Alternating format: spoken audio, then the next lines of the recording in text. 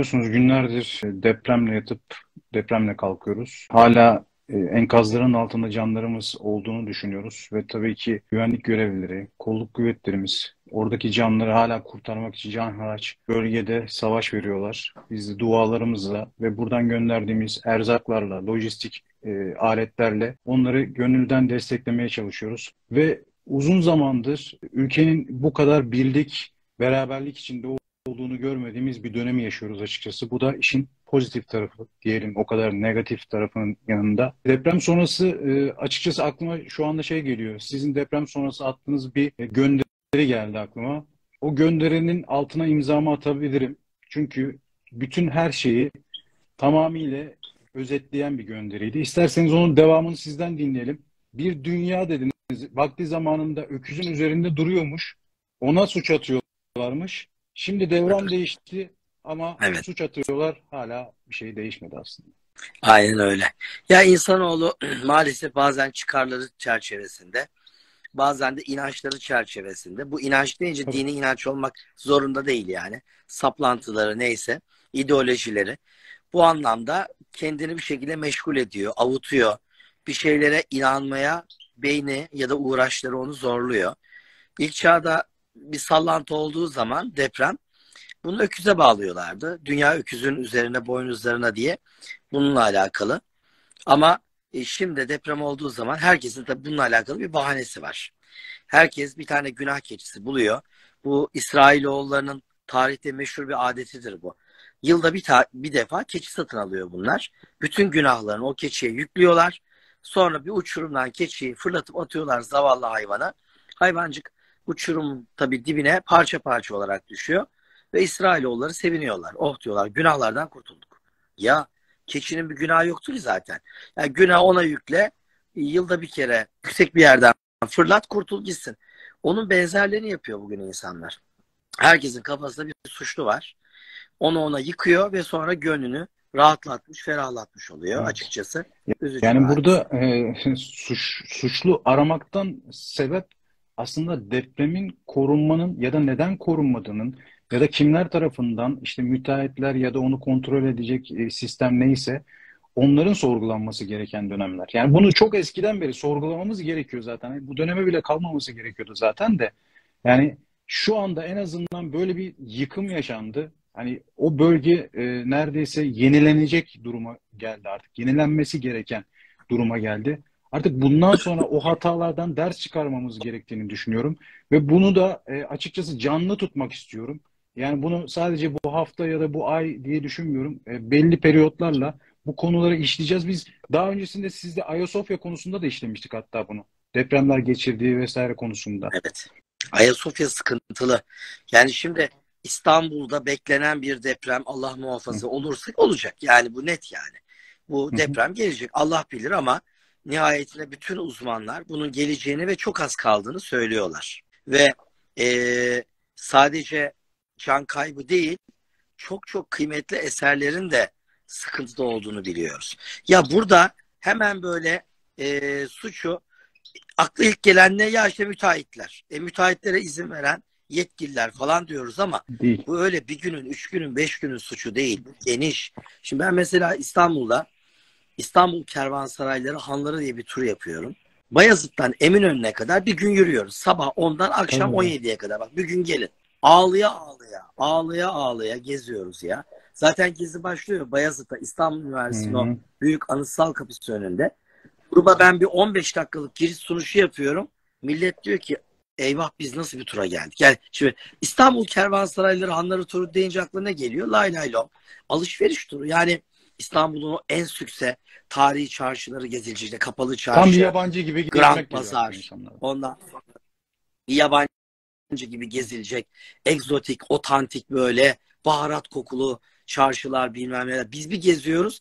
Akşam 17'de tur bittiğinde Mısır Çarşısı önünde millet artık evlerine herhalde sürünerek gidecek bir psikolojide gidiyor. Niye? Çünkü dünyanın en güzel, dünyanın diyorum bak hiç istisna, abartı yok. Dünyanın en güzel, en tarihi, en muhteşem çarşıları İstanbul'un çarşıları idi. Tabii. Öyledir. Hala öyle. Ama dünyanın, çok özür dileyerek söylüyorum, içine en çok edilmiş çarşıları, en Evet. mahvedilmiş, en berbat edilmiş çarşıları İstanbul çarşıları. Tabii ben bu girizgahı yapıyorum ve gün boyu geziyoruz grupla ama nasıl muhteşem kervansaraylar. Bursa Kozağan deyince herkes bilir. Bana İstanbul'da Bursa Kozağan gibi bir tane kervansaray söylesin. 20 yıldır, 30 yıldır, 50 yıldır İstanbul'da yaşayan birisi. Söyleyemez. Halbuki İstanbul'da Bursa Kozağan'ı 50'ye Ama atıl katlayacak belki 50 tane bulunmuyor mu hocam? kervansaray var. Hepsinin içine edilmiş. İçine edilmiş şu demek. Yani argodaki içine edilmiş değil. İçi tamamen Hı. gece kondu kaçak Atıl bırakılmış. dükkanlarla doldurulmuş demek. Ya düşün. Evet ya, atıl bırakılmış, o orijinal yapı atıl. Orijinal yapının içinde de, avlusunda da onlarca, bazılarının içinde birkaç yüz tane kaçak dükkan var. Evet. Mesela Bursa Kozan'ı biliyorsunuz. O avluda ne var? Avlunun ortasında bir köşk mescit var.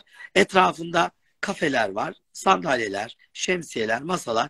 Millet Evet. keyifli keyifli oturuyor, çay kahve içiyor, değil mi? O oturulan yerlerin tamamının dükkan olduğunu hayal Kaç tane edebiliyor dükkan musunuz? çıkar ki hocam orada? Yani kaçak, mesela biri diyor ki, Bursa'daki vali diyor ki yarın sabah 9'dan itibaren Bursa Kozağı'nın avlusunda kapanlara ilk giren 100 kişiye kapladığı 4-5 metrekarelik yer vereceğiz diyor ve millet hürya saldırıyor ve kapan avluda kendine 4-5 metrekare yer çeviriyor. İstanbul'daki kervansarayların Hocam %90'ın zaten avlusu bu başımıza şekilde bu dolu. tür şeylerin Yani temelinde popülizmden gelmiyor mu zaten hep? Yani halka iyi evet. görünme sebebi. Ve ben bunu gruba anlatıyorum. Gruba anlatınca ve tabii gösteriyorum zaten akşama kadar. Tabii nihayetinde turlarıma her görüşten, her kafadan, her kılık kıyafetten insan katılıyor. Tek ortak yönleri var. Bilime, sanata önem veren, kıymet veren insanlar olması. Fakat herkes nihayetinde kafasında bir günah keçisi arıyor. Hemen diyorlar ki aha işte bunlar 80'den sonra oldu bunlar falan. Şimdi diyor ki 60'tan sonra oldu. Kim şu bu? Ben diyor ki bak, kafanızda bir günah keçisi arayıp da vicdanınızı rahatlatmayın. Türkiye Cumhuriyeti kurulduğu günden itibaren İstanbul'u kim yönettiyse hepsi suçlu. Hepsi suçlu. Kesinlikle. Kaçmayın oraya buraya. Hani son dönemde videolarımda çok söylüyorum. Menderes mi günahkar, İnönü mü? Pek Hep seviyoruz biz karşılaştırmıyor. böyle. Evet. Ya o ya bu. Ya Hepsi. hepsi. Bu bu olayın içinde hepsinin günahı var. Bunu kabullendiğimiz zaman adam olacağız. Ama yok, hayır. Hepimizin bir putu var. Hepimizin sevdiği bir geçmiş var. Ona toz kondurmuyoruz. Başkalarında arıyoruz Bence bu devamlı. son Ya acıyla hepimizde var hocam bu bu yani. putları Ondan yıktığımızı dolayı düşünüyorum artık. Halk olarak. Gerçekten artık inşallah. yeni bir bilince kavuştuğumuzu düşünüyorum. Bundan sonra daha üst bir bilince geçtiğimizi halk olarak düşünüyorum. Ve İnşallah bundan sonra da önlemlerin alınacağını ve o yeni kurulacak kentlerin de daha sağlam yapılar, zeminler altına yapılacağını düşünüyorum. Geçenlerde işte 2 gün önce, sizden 2 gün önce Japon deprem bilim insanıyla konuştuk. Yani durmadan dönüyor dolaşıyor. Diyor ki zemin kayalık olması lazım diyor. Alüvyon zeminlerin üzerine yapılmaması lazım diyor. Ama diyor burada diyor her seferinde alüvyon zemin bulunup şu anki yerlerin de diyor aynı yerine yapılırsa ne kadar sağlam olursa olsun zemin kötü olduğu için aynı yerde tekrardan aynaların yükselecek diyor. Bunları söylüyor bilim insanları. Aklın yolu bir. Tarihe bakalım. Ben Bursa'ya gittiğim zaman Hı hı. Ova'daki Bursa'yı gezdirmiyorum. Neden? Ova'daki Bursa'da tarihi hiçbir şey yok ki. Bütün tarih Ulu Cami'den başlıyor yukarı doğru. Nereye kadar gidiyor? İşte biraz yukarıda Tophane var. Biraz daha yukarı çıktığınız zaman Üç Kuzular, Tezveren, Aydede, yani Üftade Tekkesi'ne doğru Hı çıkıyor da hı. çıkıyor. Eski Bursa'yı kuranlar Tophane bölgesine kurmuşlar. Yani Uludağ'ın eteklerine kurmuşlar. Yani ovaya kimse inmemiş. Eski Manisa, ben Manisalıyım. Sipil Dağı, Manisa Dağı'nda. Sonradan millet ovayı doldurdu. Bakın bütün eski şehirler. Eski Gümüşhane'ye bakın. Eski Kırşehir'e bakın. Eski Konya'ya bakın. Ki Konya her yer düzdür. Ama şehir merkezine bile suni bir tepe yapılmış. O Kılıç Arslan Köşkü'nün bulunduğu Alaaddin Tepesi. İlk yerleşim orası. Yani insanlar bir, Anaçkaya'ya sağlamlığı dolayısıyla. İki, güvenlik adına. Üç, ovayı işgal etmeme. Çünkü ova ekilecek dikilecek yer, bereketli yer, düz, Kesin. toprak. Çok kıymetlidir bu ya. Yani inanın, ben mesela köyde yaşıyorum. Ya geçen sene toprakçıdan 2 tır kum, 3 kamyon toprak satın aldım. Toprak çok kıymetli bir şey. Parayla alınacak bir şeydir. Toprağınız kıymetsizse kıymetli toprak ararsınız ve bunu Evet, ben parayla sizin zor paylaşımlarınızı hep bulursunuz. görüyorum. Ama Gerçekten buna çok siz vurgu yapıyorsunuz toprakla ilgili. çok kıymetli. Bugün bakın inanın ayağıma çizmeyi giydim. Bir dere akıyor bizim tarlanın kenarından. Derenin belli yerlerine taşlar koydum. Neden? Akan suyla beraber mil de akıyor. O miller o taşlara çarpıp birikiyor. Baktım bugün birkaç kova mil birikmiş. O milleri alıp ne yapacağım? Bahar dönemi fide, tohum fidesi almak için o milleri kullanacağım. Yani kum çok kıymetli bir şey. Yani düşünün eski insanlar bunları hep böyle değerlendirmişler bu anlamda. Biz güzelim pırıl pırıl ovalarımızı betona gömdük. Ya yazıklar olsun. Aslında Kahramanmaraş bu konuda hep böyle dağlara kurulmuş bir şehirdir. Ovayı çok işgal etmediler. Ya bu konuda benim 3 ay evvel özel tweet zinciri Hı. yaptım. 3 ay önce Kahramanmaraş durum vardı. Uçakla Kahramanmaraş'a indik. İstanbul'dan direkt. İşte Kahramanmaraş, Afşin, Afşin'deki Ashab-ı Keyf, Elbistan, oralara gittik. Elbistan'da malum Adana'ya giden Seyhan Nehri'nin kaynağı Elbistan'dan çıkıyor. Meşhur. Orada bir alabalık yedik grupla. Elbistan'dan lahana tohumları edindim. Ondan sonra yani 1,5 günümüz Kahramanmaraş'ta geçti. Orada tweet attım. Dedim ya Kahramanmaraş ovayı çok az işgal etmiş bir şehir. Bu konuda helal olsun falan dedim. Ama yine de Alaçkaya son derece önemli. İşte Peki Adıyaman, Malatya, hocam, yani Gaziantep. o zamanlar ne Richter ölçeği olacak bir teknoloji var, ne o zaman o kadar insanların işte teknolojiye ulaşabildiği imkanlar var. Alimler illaki var. O zaman da çok değerli alimler var. Ama ya o alimler bu yapıları nasıl yapılabileceğini, nereye yapılabileceğini, yani sözü daha mı çok geçiyordu acaba o zaman hükümdarlara, alimlerin? Şimdi onu düşünüyorum bazen de. Mesela şimdi Sinan'dan bahsediyoruz. Sinan'ın yaptığı camilerde statik ölçer bir yapı var. Yani şu anda hangi yapının üzerinde çok değerli yaptığımız işte camiler de yapıyoruz, kuleler de yapıyoruz. Hangisinin statik ölçer bir şey var içerisinde yani? Çevirdiğinde o statiğin gerçek durumda, iyi durumda ya da kötü durumda olduğunu ölçecek. Aramızdaki en büyük fark şu. Tek bir kelimeyle söylüyorum. Ahlak. Tamamen ahlak. Başka hiçbir şey değil. Avrupa'da bu sistem var. Çünkü Avrupa'da bu anlamda ahlak var. Biz ahlak deyince Müslüman mı Müslüman? Tamam Müslümansa ahlaklı. Geçin bunları. O nüfus cüzdanında yazan, gerçi şimdi son şeyde o da kaldırıldı. Yani geçin onu. O kafa kağıdındaki dini İslam falan bunlar hikaye. Allah Teala Kur'an'da bile söylüyor. Kişinin kıldığı namaz, tuttuğu oruç sizi aldatmasın diye. Yani Müslümanlık başka bir şey, ahlaklı olmak başka bir şey. Bir Müslüman ahlaklı olmalı. Daha 2 gün önce özel bir grupla Topkapı Sarayı turu yaptım. Yani padişahın Divan-ı Hümayun toplantısını izlediği bir pencere var. Oraya çıktığı bir merdiven. Merdivene yürüdüğü, girdiği bir kapı var. Kapının üzerine bir hadis yazıyor. 1 saatlik adalet 70 yıllık Harika. ibadetten hayırlıdır. Yani bunu kocaman oraya bu hadis-i şerifi peygamberimizin sözünü oraya kocaman yazmışlar. Niçin? O kapıdan içeri giren Fatih Yavuz'un Kanuni'nin Muhteşem bir gözüne girsin özet. diye yazmışlar. Yani muhteşem bir şey. Ve toplantının yapıldığı bina kubbe altı, üzerine bir kule yapmışlar. Kule Topkapı Sarayı'nın en yüksek kulesi. Kuleye Kasrı Yani, Adıl adalet. ismini vermişler. Adalet Kasrı, Adalet Kulesi.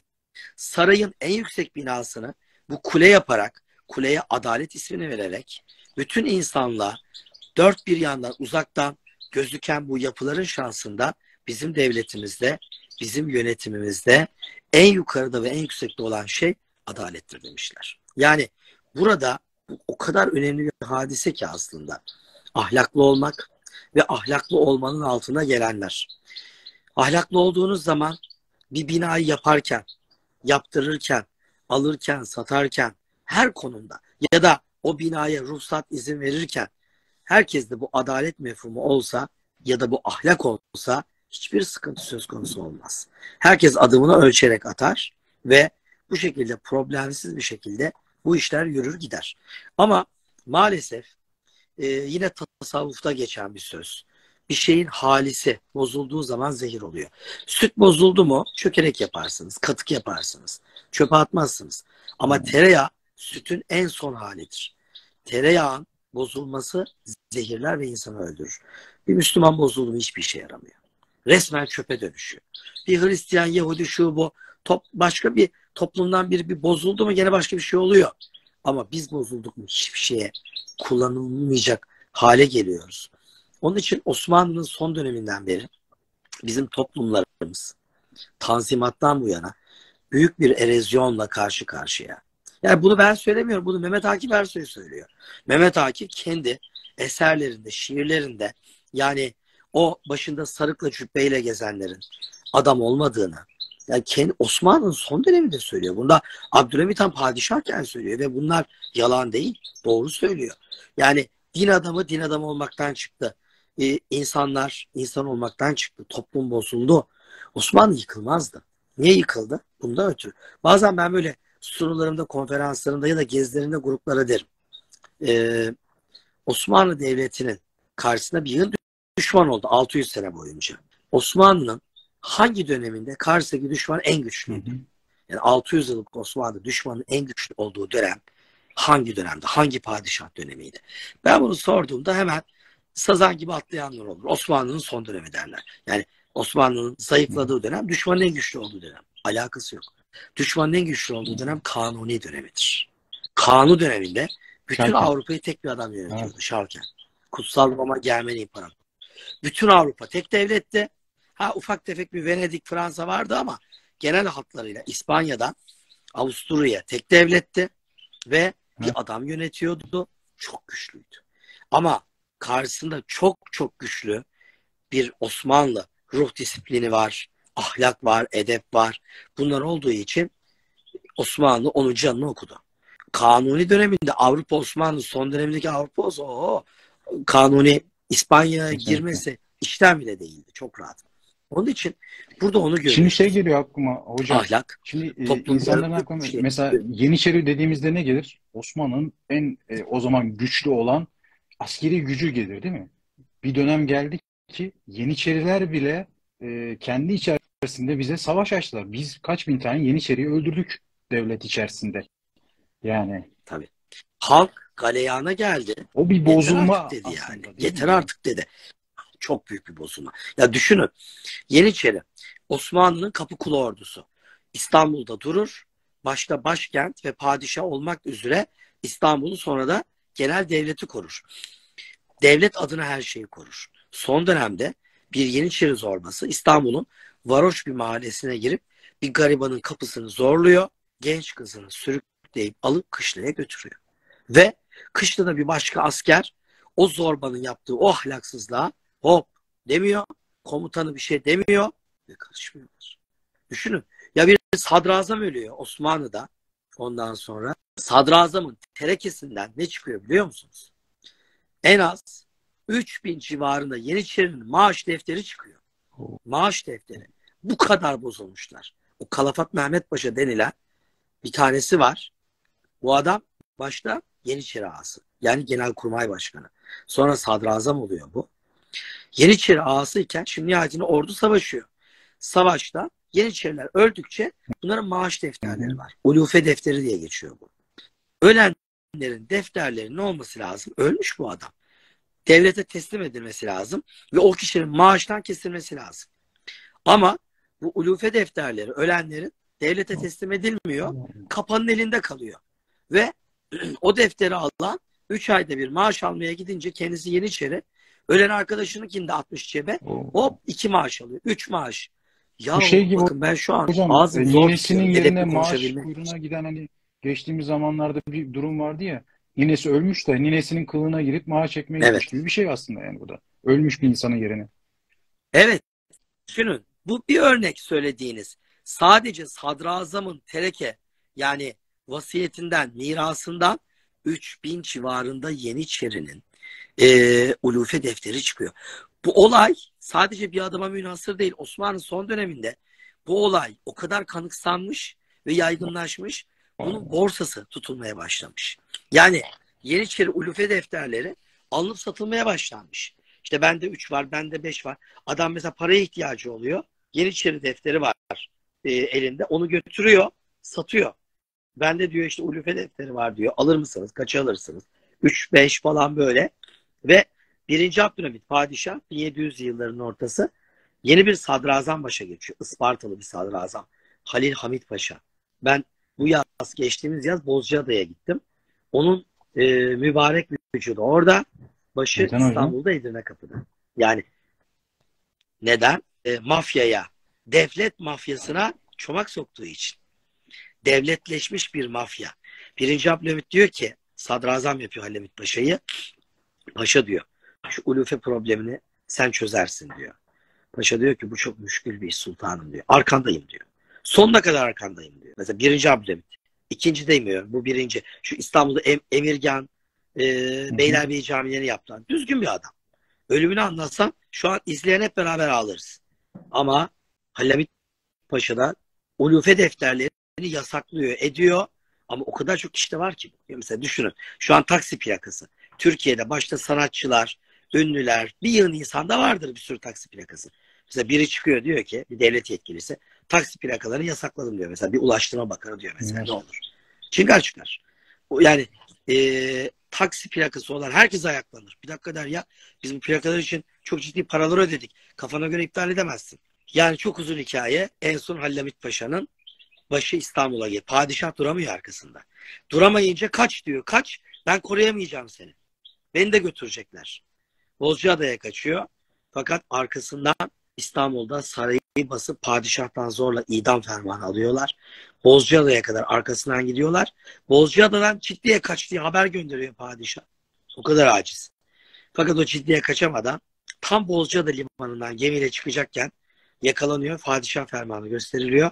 Orada başı kesiliyor. Baş Edirnekapı'ya, İstanbul'a getiriliyor. Vücudu Bozcaada'da, O orada bir caminin biçimin bahçesinde. bir şey ibretlik bir şeyi var mı hocam? Yani bu öldürme biçiminin bir şeyi var mı aslında? Bir hususu var mı hani kafasıyla vücut bütünlüğünü ayırmanın bu durumda? Ya tek sebep şu. Bugünkü teknoloji olsaydı Hı. WhatsApp'tan bir canlı yayın yaparlardı padişah.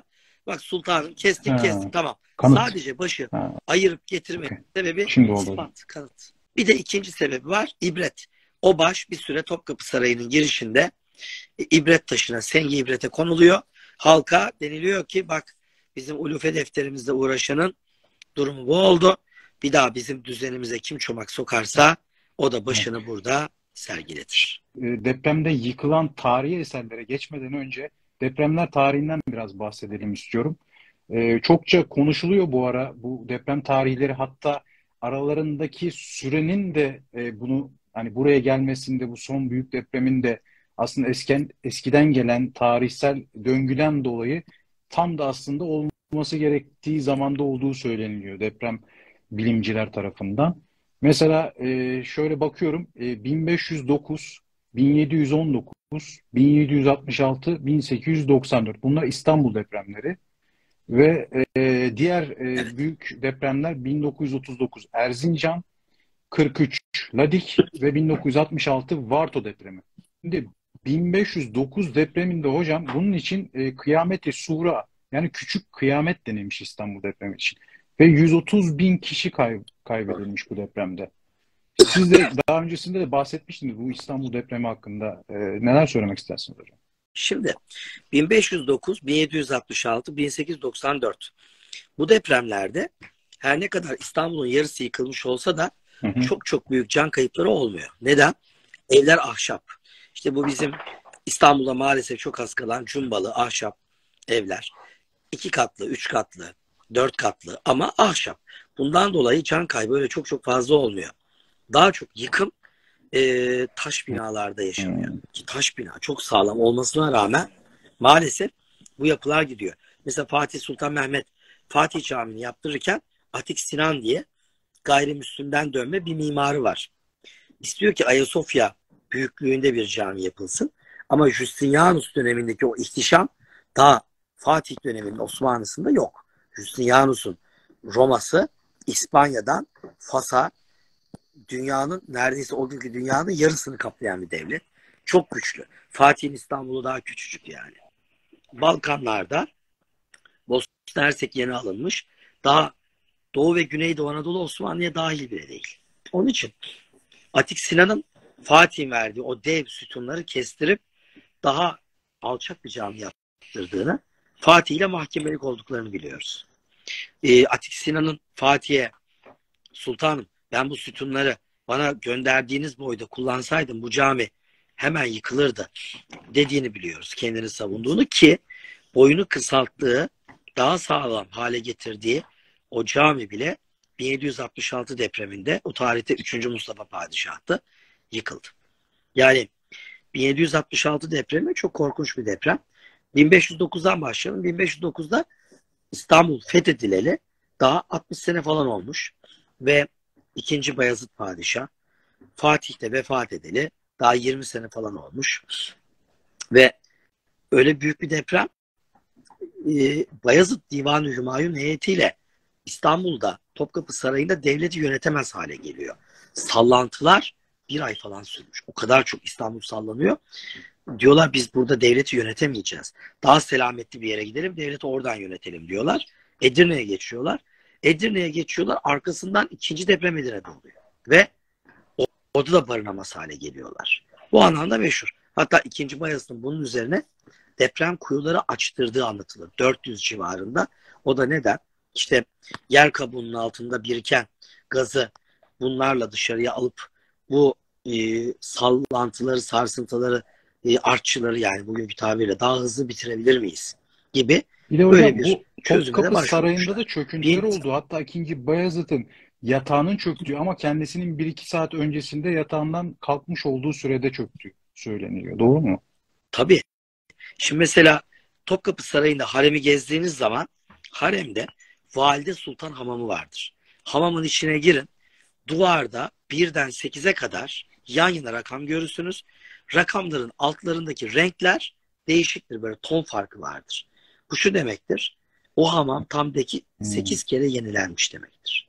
Sadece Topkapı Sarayı'ndaki bir hamamın, haremdeki bir hamamın 8 kere yenilendiğini oradaki restorasyon uzmanlarımız ispatlayıp numaralandırdılar. Biz buna ne diyoruz? Dokunuşları tespit etmek.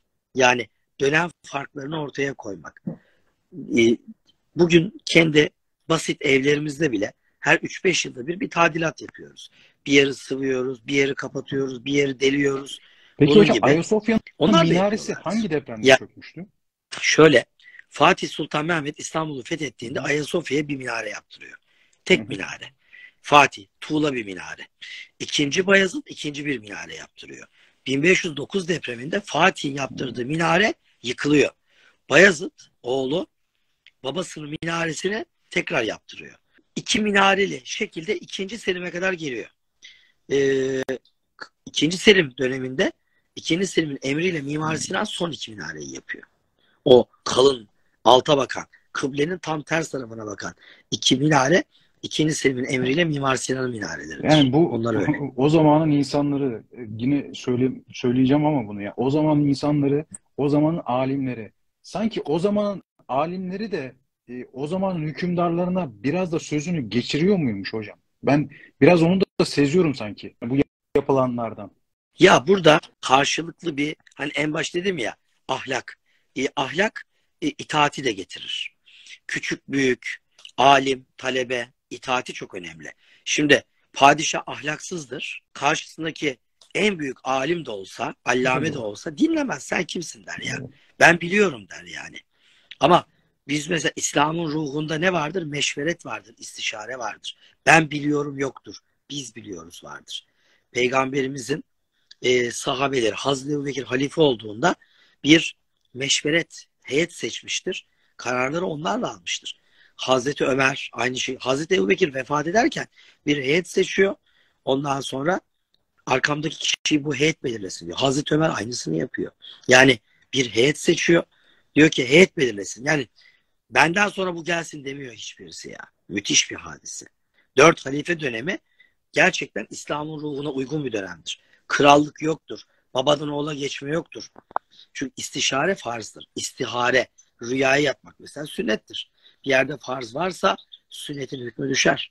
Şimdi her şey ahlaka dayanıyor. O dönemin idarecilerinde nasihatçılara saygı var. Zembili Ali Cemali Efendi Yavuz'un karşısına dikiliyor. Bu aldığın karar uygun değildir diyor. Bu karar seni öbür tarafta mahveder diyor. Koca Yavuz Sultan Selim, o öfkeli adam şak diye duruyor. İşte Yavuz'u orada durduran ne? O öfkesine rağmen durduran ne? O edinmiş olduğu ahlak. Bu çok önemli bir hadise. Ben mesela hep kendimi sorgularım. Ben bir tarihçiyim ama derim ki benden sonra gelenler Allah'ım benden daha kaliteli olsun, daha iyi olsun, daha çok alkış alsın. Benden daha iyi olmaz, daha bilgili olmazlarsa o zaman biz tekamül edemeyiz. Ben mesela Twitter'da çok genç tarihçileri takip ediyorum mesela. Pırıl pırıl çocuklar, daha üniversite bitirir 3-5 sene olmuş. Çok kaliteli çocuklar var. Turlarıma ücretsiz davet ediyorum. Tarih, sanat tarihi Ne mutlu öğrencileri. size. Muhakkak her turumda alırım ben. 2-3 tane öğrenci. Neden?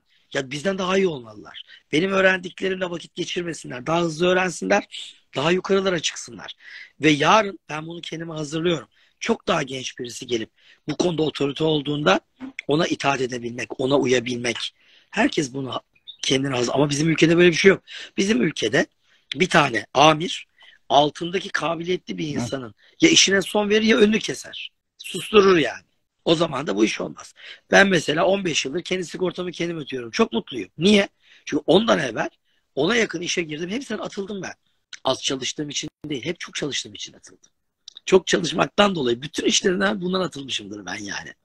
İtaat etmemek ve çok çalışmak. İki suçum vardır hep. Ya bu ülke bundan ötürü adam olmuyor. Ben size söyleyeyim yani. Kabiliyetli birini görünce önünü açmak lazım. Ya bu adam bir şey yapıyor, ediyor. Aç önünü ama yok. Lan alttan biri geliyor. Bu beni kesin yarın yer benim koltuğa otur. Bu benim koltuğa oturmasın önünü keserim. Bizde Çok üzücü bir hadise. altta Emiri bulunan ben veririm. yani ast üstten daha liyakatlıysa hani öyle bir kıskançlık da oluşuyor. Hani ben onu ezeyim. Maalesef. Çok üzücü bir hadise. Halbuki ya alttan kaliteli biri geliyor değil mi? Belli uçuracak o kurumu, müesseseyi. Yarın nihayetinde ülkeyi. Aç önüne bu adamın ya aç. Ama maalesef kurumlarda, toplumlarda bakın ve partilerde. Bak genel konuşuyorum valla. Kimse üzerine alınmasın. Bu tarz organizasyonlarda eğer ahlak varsa e, önü açılacak gençler fırtına gibi ilerler, o kurumu uçurur. Ama maalesef kahrolası bir itaat çizgisi var. Kahrolası diyorum. Ben çok eziyet çektim çünkü bundan. Ondan dolayı. Yani tepeden bir şey geliyor, sana diyor ki sorgulama. Sorgulamadan itaat et. O kahrolası itaatten dolayı o alttaki kabiliyetli insanlar sorgulayamadığı için ne oluyor? O kurum, o topluluk, Evet. dernek neyse büyüyemiyor. Ve böyle bir kişinin aklıyla sınırlı kalıyor. Sonra da o kişi yaşlandıkça, bunadıkça Sonra da onunla bu beraber yaşadığımız çürüyor. acıların da sonucuna Osmanlı kader deyip geçiştiriyorlar. tabii bunun kaderle falan hiçbir alakası yok. Yani Allah Teala hepimize bir cüz-i irade vermiş. Yoksa Allah bizi robot yaratırdı. Melekler gibi sabit makamda olurduk. Biz sabit değiliz. Tasavvufa göre istersek meleklerden daha üstün yani âlâ-i illiğine çıkar. İstersek esfel-i safiline iner. Affedersiniz hayvanlardan Var. aşağı oluruz. Var öyle insanlar. Var öbür türlü insanlar. Olabiliriz. Ama bu açık yani. Cüz'i bir irademiz var. O iradenle o evin temelini sen belirleyeceksin. Şimdi biliyorsunuz geçtiğimiz aylarda Kız Kulesi'nin kulesi söküldü tamamen. Yaz sonu. Türkiye ayağa kalktı. Kız Kulesi'ne ne oldu? Ben o dönemde bir video yaptım. Anlattım. Kız Kulesi 1940'lı yıllardaki bir restorasyonunda adamlar sıvanın içine alabildiğine deniz kumu karıştırmışlar. Deniz kabukları her şey çıktı içinden. Zaten denizin içinde rüzgara, rutubete maruz bir bina. Son restorasyonda Kültür ve Turizm Bakanlığı kara kara düşündü ne yapalım bunu. Dediler ki bunun tamiratla olacak Yani yanı yok. sıvayla Bunu söküp yapıştır, yeniden boyayla olacak yapacağız. iş değil yani. Değildi. Söküp şu an yeniden sıfırdan yapıyorlar. Ama bunu izah ettim. Hakikaten de millet bir iş yaptı, yatıştı yani. Yani neden sökülüp yeniden yapılıyor? Halbuki bu yapılmadan yetkili bir ağız bunun izahını yapsaydı daha doğruydu ama bunu dediler infial olur. Biz bunu çaktırmadan yapalım dediler. O da belli oldu, fark edildi. Daha kötü oldu ama nihayetinde olay izah edilince millet ha tamam o zaman dedi. Ama burada ceza kesilmesi gereken bir takım restorasyonlardaki kişiler. Ben hatta o videoda dedim ki ya dedim şu Kız Kulesi'nin inşaatında bu deniz kumu kullanan, kötü demir kullanan kimlerse bunların isimlerini bir billboard yapalım. Bir afiş yapalım Kız Kulesi'nin üzerine asalım. Çünkü tarihte teşhir cezası var. Bu teşhir cezası uygulansın ya. Bunu yapın yani. Bu depremlerde yıkılan binalarda kim izin verdi? Kim bu izni kötüye kullandı? Bunların da Kesinlikle. isimleri afişe edilmeli. Yani o kurumdan, bu topluluktan demeden afişe edilmeli. Böylece bundan sonraki yapılacak Evet. En hataların önüne en geçilmeli. haklı ceza da bence birinci olarak bu olur.